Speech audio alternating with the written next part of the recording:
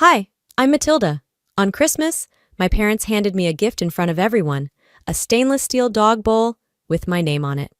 They all laughed. I smiled too, but that was the last time I did. 3 days later, they got an eviction notice in the mail. What happened in between? Well, it wasn't just the bowl. It was everything leading up to it. The silence, the erasure, the way they made me feel like a ghost in my own family.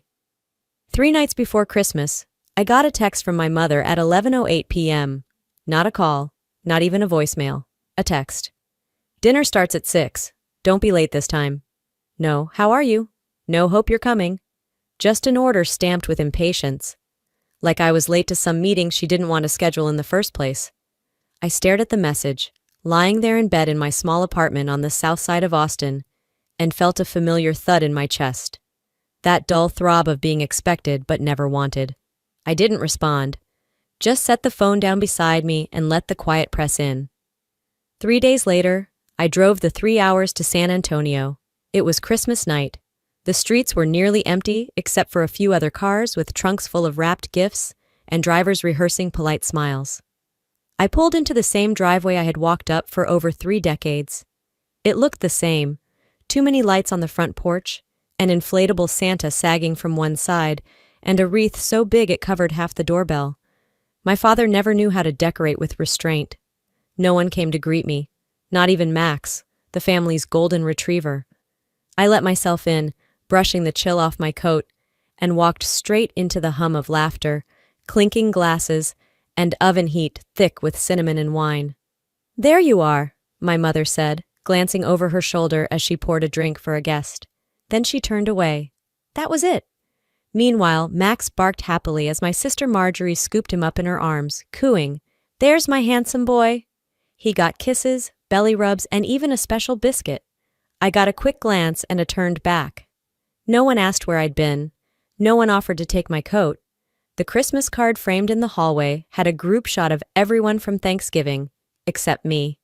A snowflake banner dangled above it, and on the entry table was a festive chalkboard that read, "Welcome home, family." Underneath it, in glitter marker, were the names Walter, Marjorie, Max, not mine. Dinner passed like it always did. Loud voices talking over one another. My father telling the same story he always told about driving to Big Bend in the 80s. Marjorie showing off her new internship with some media company in LA. Walter's fiancée bragging about her Peloton milestones. Nobody asked me anything. I sipped water, ate slowly, pretended my silence was preference, not exclusion. Then came the gifts. We were all gathered in the living room, fire on, jazz Christmas covers playing low. Each person took turns opening something, like a rehearsed pageant. Walter opened a set of golf clubs from Dad. Marjorie unwrapped a designer handbag from Mom. Even Max had a new plush toy shaped like a champagne bottle. Then came my turn. "Here, Maddie," my mom said, reaching behind the tree. She handed me a small box. It was light, barely the weight of a paperback. I unwrapped it slowly, careful with the ribbon, thinking maybe this year they'd remember I liked books, maybe a gift card to that tiny bookstore near my place, maybe just anything thoughtful. But when the paper fell away, what stared back at me was stainless steel. A dog bowl, polished, heavy, engraved with the word, Maddie. For a moment no one said anything. Then Marjorie burst out laughing. "Oh my God, you actually did it!" She giggled, clutching her side. My father smirked. "Well, at least Max is family, right?" Someone coughed to cover a chuckle. Another took a sip of wine too loudly. I just looked at the bowl in my lap, the name etched in block letters like some sick joke. I looked at it so hard my eyes blurred, but I refused to blink. "Wait," Marjorie said, wiping tears from her eyes. "We figured Max shouldn't be the only one without a dish." She looked proud, triumphant even. I nodded once, put the bowl back in its box, closed the lid, and smiled. It wasn't wide. It wasn't angry. Just a sliver of something cold. "Thank you," I said. Then I stood up, walked into the kitchen, refilled my glass with wine I brought myself. No one followed. I stood at the counter, staring out the window into the backyard I used to run around in barefoot. The patio lights were flickering. A wind chime sang in the dark. No one noticed I was gone, No one cared. But I did. That was the moment I knew. This wasn't a joke. It was a message, and I'd been hearing it all my life. They handed me chips and soda like I was 12 and happy just to be included. It wasn't a joke. It never was. A week before Christmas, a group text lit up my phone while I was heating leftovers. Mom titled it, Holiday Meal Plans. No greeting, just a list. Marjorie got the roast turkey. Of course she did. She knows her way around a kitchen, Carmela added, as if anyone ever questioned it. Elroy, the golden son, was in charge of wine. That imported stuff you brought last year was a hit. My mom would handle dessert and decor naturally. Then came mine. Maddie, just grab chips and soda, nothing fancy. Marjorie chimed in seconds later. Yeah, you're chill and low maintenance. It fits. Fits. Like I was a puzzle piece tossed in after the picture was already formed. I stared at my screen until the backlight dimmed. I didn't reply. Didn't ask if they wanted any specific flavors. I knew it didn't matter. They'd already decided I wasn't a main ingredient. Just filler. Christmas night, when I walked into the dining room, the table was glowing under that ridiculous crystal chandelier. Candles lit, fancy folded napkins, real silverware, gold-rimmed plates. My mother's idea of class. Every chair was filled. Walter and his fiancée Marjorie and her on-again boyfriend. My aunt and uncle from Dallas. Even Max had a cushion by the fire. There was no place left for me. Oh, Carmela said flatly, looking up from pouring champagne. We figured you'd want to sit near Max. She nodded toward the side coffee table. It had a paper napkin and a flimsy plastic cup already placed on it. Walter chuckled. He misses you when you're not around. The only open seat was a bar stool with one wobbly leg. I set my bag of chips on the side table, next to the soda I had picked up earlier. Store brand, like they'd asked. It was the kind you grab last minute because you know no one will notice. I sat down slowly, balanced myself, said nothing. Dinner went on like it always did, like I wasn't there. I heard about everyone's new ventures, Marjorie's YouTube channel gaining traction, Elroy's girlfriend possibly pregnant, my dad's latest renovation project. No one asked about my work. No one mentioned the art class I'd started teaching. Not even when Marjorie showed a slideshow of her trip to Colorado and skipped right past the photo I knew I had taken. I looked at my plastic cup. It had started to sweat, tiny droplets trailing down onto the flimsy napkin. I picked it up and held it for a moment, just so it wouldn't stain the table. I remembered another gathering years ago, my cousin's graduation. The cake said, "Congrats Sarah, Elroy, and MJ was me." No one knew. They thought it was some family friend. I didn't correct them. Then there was Marjorie's baby shower. I'd shown up early to help set up, brought balloons and cupcakes. When the introductions came around, Carmela forgot to mention me. "Oh, this is Maddie," she'd said, like I was someone's plus one. I didn't cry that day either. I watched the room. Laughter bounced from wall to wall, skipping over me like I was furniture. And yet, none of it was surprising. Not anymore. That realization didn't sting, not like it used to. It was something colder, duller, a slow, sinking awareness that this wasn't a rough night or a one-off mistake. It was structure, routine, a system I'd been slotted into long before I had the words to describe it. I ate in silence, my back to them, chewing quietly so no one would notice I was still there. When dessert came out, coconut cream pie, Carmela's favorite, Max got the first bite. They let him lick the whipped cream straight off the fork. No one asked if I wanted a slice. I stared at the fireplace, letting the orange glow blur my vision. Maybe if I stayed still enough, they'd forget I existed altogether. And a part of me hoped they would. Because when people exclude you long enough, you stop hoping for space and start shrinking yourself to fit into theirs. I stayed seated long after the plates were cleared, the laughter fading into the clatter of dishes and the hum of reruns from the living room TV. The pie was gone. So were the polite conversations. And still, no one asked me anything. Not even if I'd made it home all right the night I got caught in a thunderstorm driving back from a funeral.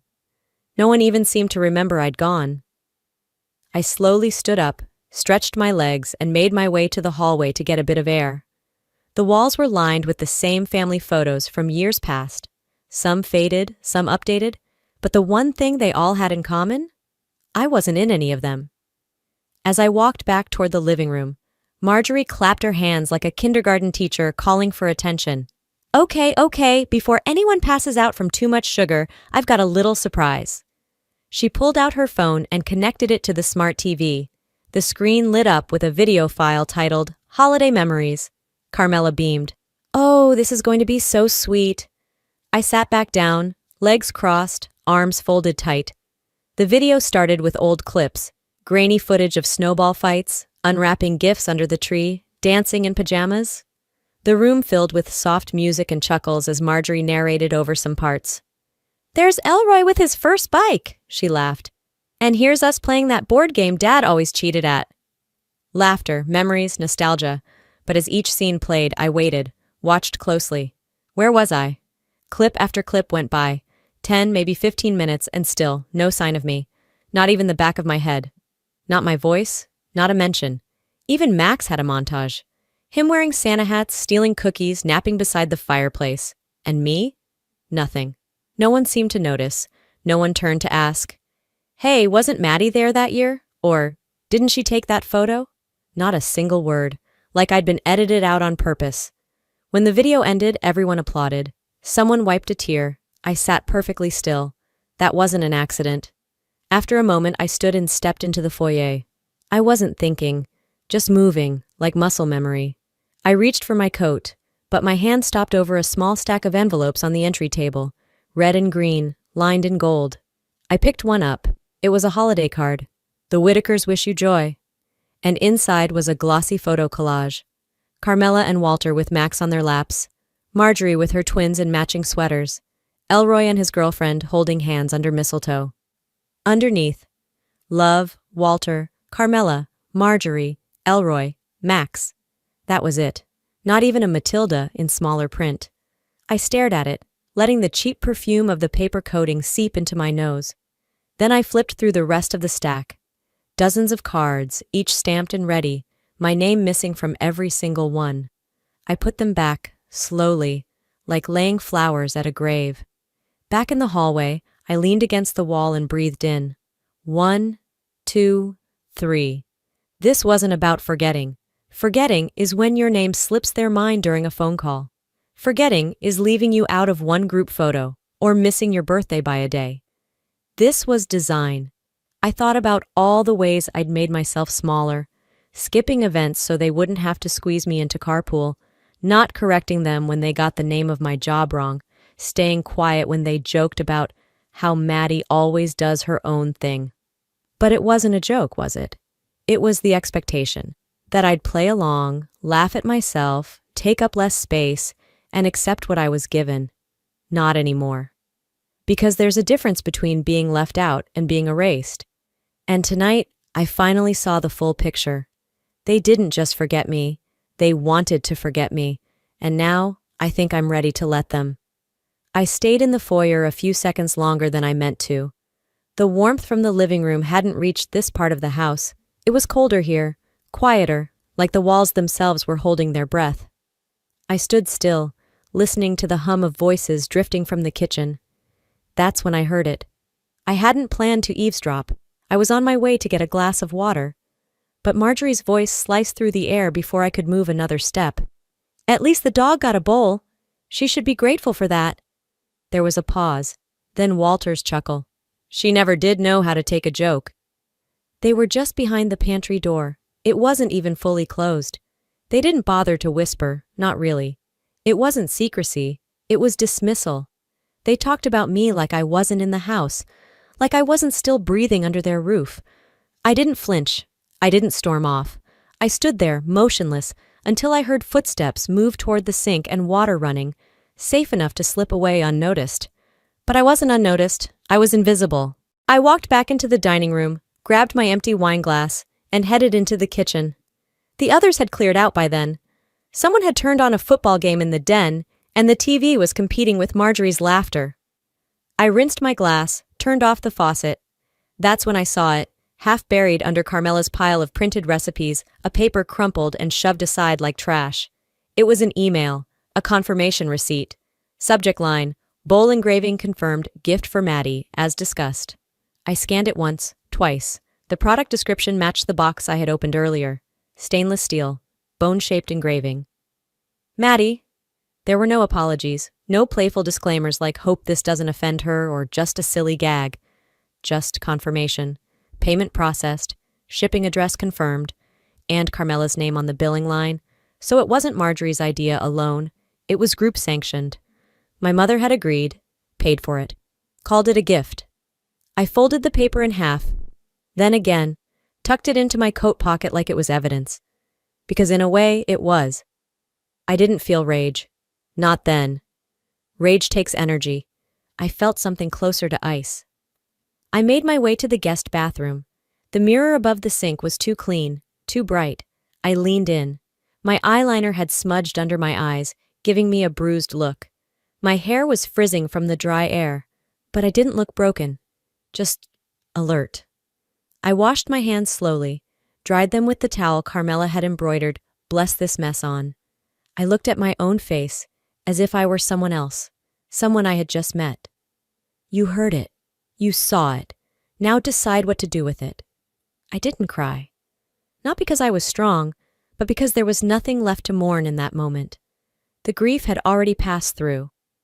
Now came something else, not revenge, not yet, but the idea of a line, finely drawn.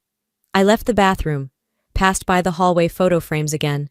Still no me, just smiling faces lined up like ornaments, each one posed perfectly, curated.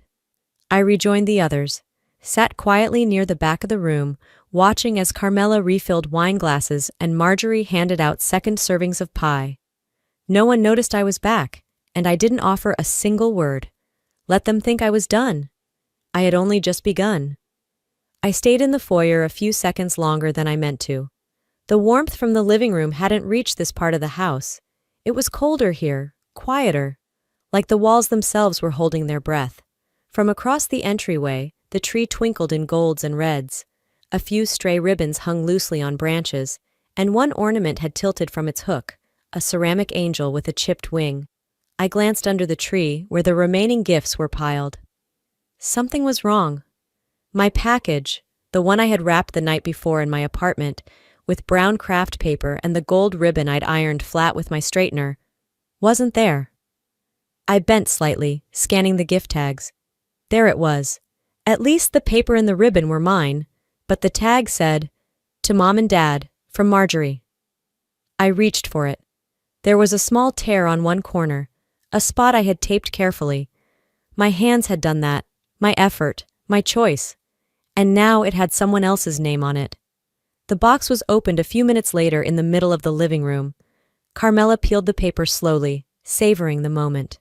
When she saw the vintage cookbook, Southern Comfort Kitchen, first edition, 1972, she gasped and pressed a hand to her chest. "Oh, my Lord, Marjorie, this is beautiful. Where on earth did you find it?" Marjorie beamed, her teeth like polished porcelain. "I stumbled across it at a rare book fair last month. Thought of you right away." I stood behind the armchair, silent. Walter nodded, approving. "That's a thoughtful gift. Real sentimental." No one turned toward me, not even a glance. The effort, the planning, the time I'd spent looking for that cookbook on 3 separate weekends? Gone. Just like the name on the tag. I felt my coat sleeve between my fingers, soft wool still holding the chill from earlier that evening. I reached for it. Max wagged his tail, tongue lolling, stationed near the tree like some goofy sentinel. I looked down at him. "At least you saw me," I murmured. And then I turned toward the front door. My hand closed around the brass knob. It felt colder than before. Maybe it was just me. I didn't say goodbye. I didn't make a scene. No slammed doors, no sarcastic comments, no tears. Just footsteps on hardwood, a muted click, and the quiet winter night on the other side. The air outside tasted like pine and frost. The sky was deep navy, stars barely peeking through the clouds. I didn't rush down the walkway. I didn't need to. Each step felt deliberate, not heavy, but anchored. As I walked to my car, parked halfway down the block, thanks to Marjorie's guests taking all the driveway spots, I thought about how this would look to them. If they noticed at all. They wouldn't see the coat missing from the rack or the shoes gone from the mat. They wouldn't hear the silence where a thank you should have been. They'd carry on, passing around leftovers and laughs, never once stopping to ask where I went. And that, I realized, was the final proof. Not only had they replaced my gift, they had replaced my place. I drove home in near silence. No music, just the rhythmic hum of the tires on cold asphalt. My hand stayed steady on the wheel, even as the emotion pooled somewhere deeper than tears could reach. When I pulled into my driveway, I didn't go inside right away. I sat in the car, the engine ticking softly as it cooled. Across the street, someone's Christmas lights blinked in sync with a plastic snowman bobbing in the wind. The keys in my hand felt sharper now. Not physically, just in meaning. I held them tighter than I needed to. Back in my apartment, I unwrapped the scarf from my neck and hung my coat carefully on the hook. My place smelled like cinnamon and coffee from the candle I'd left burning before I left. The silence here was different. It didn't ignore me. It welcomed me. I walked into the kitchen, made tea, and sat by the window with the mug between my palms. Steam curled up into the dim light like breath from something alive. I didn't text anyone. I didn't post anything. They didn't notice I left. But they would notice what left with me. The scent of cinnamon still lingered in my apartment the next morning. I had left the candle burning low through the night. Accidentally or intentionally, I'm not sure. Maybe I needed something warm to stand guard while I slept. I woke early, far earlier than usual. I didn't check my phone. I didn't scroll for updates or photos. I sat on the edge of my bed, wrapped my cardigan tight, and listened. There was nothing but the hum of the heater and the faint clicks of old pipes stretching through the building. That quiet was honest. 3 days slipped by. I spent them like someone living in a different season, running errands, organizing the closet, walking aimlessly past holiday decorations that didn't feel mine. I never checked in with anyone, and not one person from the house checked in with me. Then, that morning, the 6th day of Christmas, ironically, I imagined the mailbox at my parents' house, the blue tin box bolted to their brick column, and I knew it had arrived.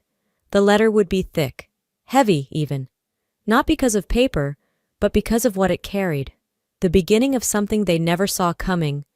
Inside it, bold type, my name.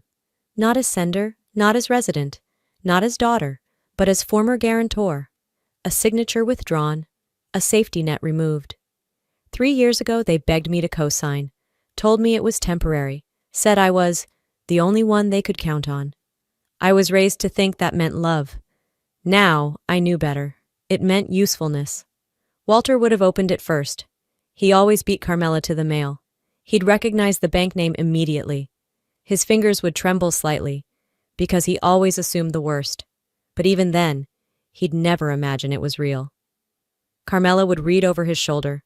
Her face would tighten, not from shock, but from insult. She'd see my signature, right next to the stamp voiding it, and take it personally. How dare she? The irony. That afternoon, they'd scramble. They'd call Marjorie, who would immediately say, "She's probably just confused. You know how Maddie is." Then Elroy. He'd say less, but not out of kindness. Just strategy. Always calculating that one. Carmela would try to call me. She'd think her tone could still work, that I'd pick up if she used that soft voice, the one reserved for guests and realtors. I didn't answer. Not the first time, not the second. Instead, I sent an email. Short. Attached was a PDF, scanned, notarized, legally binding. Withdrawal of financial co-responsibility, dated nearly a month prior to Christmas. There it was in black and white. No more signature, no more obligations. No more me, no text, no explanations, no room for argument. They had always taught me that family meant sacrifice, but they'd never bothered to ask who was always doing the sacrificing. That night, I pulled a throw blanket over my knees and sat with a book open in my lap. I wasn't reading. I was thinking. A memory unfolded, quiet but sharp. 2 months earlier, sitting across from a loan officer in a small, impersonal bank office. The fluorescent lights above buzzed faintly. The man looked at the documents, then at me. "Are you sure?" he'd asked. I nodded. I'm sure.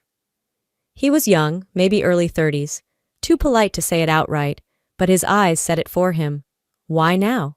They'll be fine, I told him, until they're not, and when that happens, I won't be the one holding the rope. He didn't respond, just stamped, signed, and filed. That was the moment I stopped apologizing for the boundaries I needed. And now, days later, I could feel that moment pulsing in the real world, at that house, at that table, in that kitchen where no one offered me pie. I imagined them sitting in the living room, the letter spread out like a warning. Walter pacing, Carmela dialing the same number over and over, disbelief turning to outrage. I didn't smile. There was nothing joyful about it, but I didn't regret it either. Because choosing peace for yourself isn't cruel. Letting people weaponize your silence is. I had said nothing on Christmas, left quietly, walked away without making a scene. But now my absence was the loudest thing in their house. I wondered if they'd finally add me to the family video now. If not out of love, then out of fear. Because without me, the foundation cracked, and they knew it. They wanted me invisible, until they needed saving. This time, I chose to be gone. The text came just after sunrise. I was in the middle of making coffee, one slipper on, one off, when the screen lit up with a number I didn't recognize. I almost ignored it, assuming it was another auto alert or a spammer selling insurance I didn't need. But something made me pause. Maybe intuition. Maybe the fact that nothing in my life lately had come without warning signs dressed in silence. I wiped my hands on a dish towel and tapped it open. Matilda, it's Daniel. That stopped me. The last time I heard his voice, we were arguing in my car. I was crying. He was telling me that I had walls thicker than any prison. He left that night and never came back. Now, 2 years of silence gone in a sentence. I need to tell you something, the next message read. Your mom reached out to me. I sat down on the kitchen stool slowly, heart thudding. Not from affection, not from nostalgia, but something colder. Anticipation. Dread. The missing piece you didn't want but knew was coming. She called before Christmas, said she was worried about you, asked if I'd noticed anything off, like if you'd pushed me away for a reason, said she was trying to understand what made you so distant with family. My stomach clenched. That wasn't concern, that was reconnaissance. She made me feel like I needed to protect you, he added. From yourself. I stared at the screen, fingers tightening around the mug still warm in my hand. The same woman who couldn't bother to include me in a family photo had picked up the phone to dig through my past. She had reached into the wreckage of a relationship she never even acknowledged when I was in it, and now she wanted to frame it like a symptom, like I was the broken thing that kept others away. And Daniel, God help him, played along. I didn't reply. I didn't know what to say that wouldn't explode through the screen. Instead, I stood up, walked to the living room, tried to breathe. The next hit didn't wait long. That evening, a friend from college, Lauren, called after seeing something on social media, a New Year's party photo, a video actually. She wasn't even there, Lauren told me, voice sharp with secondhand anger. But someone brought you up in a group chat. One of Marjorie's friends said, "Isn't she the one who eats from a dog bowl now?" I closed my eyes. She didn't say anything? I asked. She laughed, Lauren whispered. They all did. Your mother was in the background. She didn't stop them either. The room around me stayed quiet, but something in me shattered. Not loud, not theatrical, just a break that didn't need sound to be real. It wasn't just betrayal, it was precision. They didn't just want me gone. They wanted the version of me that left to be laughable. They wanted to reshape my absence into something they could point at, mock, reduce, a punchline at parties, a whispered warning in old relationships. Don't end up like her. I closed the call. Didn't respond to Lauren's apologies, though I knew she meant them. I just sat there, staring out at the dim skyline, buildings holding their shape while I tried to keep mine. Eventually I got up, walked over to the bookshelf, pulled down an old gray folder I hadn't touched in months. Inside were copies of signed agreements, property tax receipts, emails confirming loan payments I made, credit statements with my name at the top. Everything they thought they could erase me from. This was proof I was once their backbone. I scanned through page after page, eyes dry.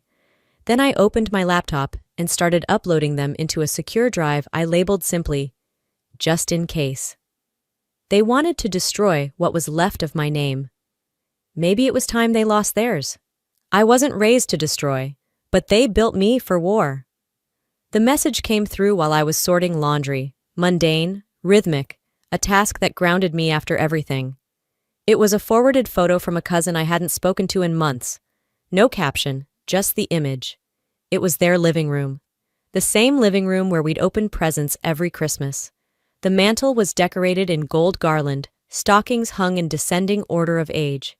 In the center, perched above the fireplace, was a new family photo in a wooden frame. They were all there. Marjorie with her 2 sons, Elroy and his fiancée, Walter and Carmela, sitting with matching Santa mugs. And Max, front and center, wearing the scarf I left behind.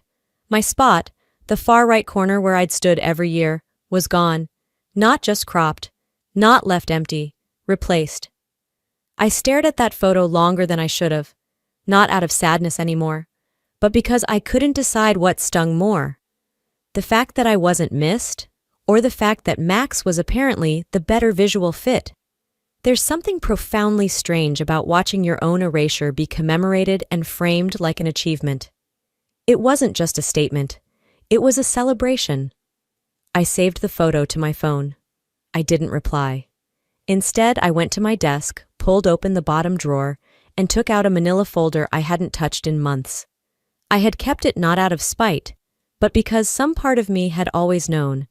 It held more than documents. It held memory no one could rewrite.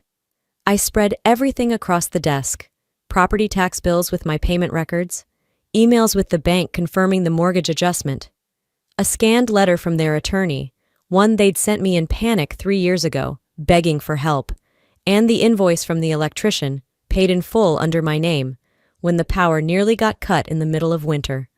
All in my handwriting, all signed, all filed.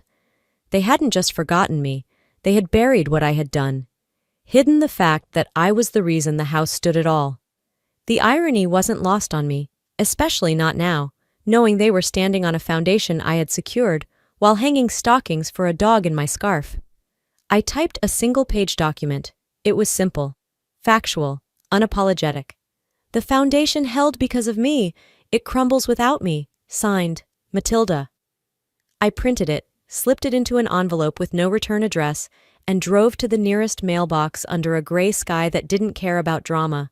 No explosive confrontation, no doorstep speech, just ink, truth, and silence. On the way home, I stopped by a cafe and got a black coffee. I didn't bring my laptop. I didn't check messages. I just sat at the window watching the world carry on. When I returned to my apartment, I lit a new candle, something pine-scented, clean. I left the door unlocked for a moment, let the cold air flow in, and then slowly closed it behind me. Inside, I was still. Not angry, not even triumphant. Just free. They needed a daughter when the bills piled up, when their messes got too big, when they needed a signature without questions. But when the party came, when the camera turned on, when the spotlight was passed, they handed it to the dog. That's not family. That's theater. And I was done being cast in a silent role. I stood by the window, mug warming my hands. The skyline of Austin blinked quietly. Somewhere, kids were laughing downstairs. A car started. Life continued.